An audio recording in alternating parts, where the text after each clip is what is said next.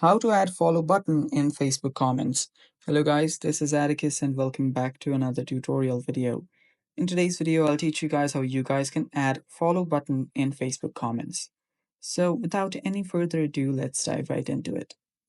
So if you want to enable the follow button on your Facebook comments, what you'll have to do is you need to adjust your privacy settings to allow public following. So what this means is you'll need to change your profile settings to make your posts visible to public and not just your friends. So for that, what you can do is you can open up your Facebook's menu on the bottom right, tap on the settings icon on the top right.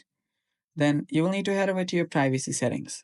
For that, scroll down and here you'll find an option that says audience and visibility.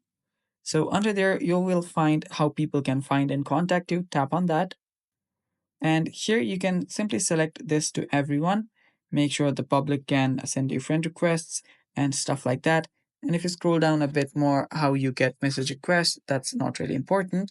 But you can scroll down and there you'll see followers and public content. Head over there.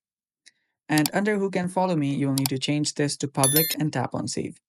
And that's basically the only option which you'll need to enable, and make sure all the others are on public as well.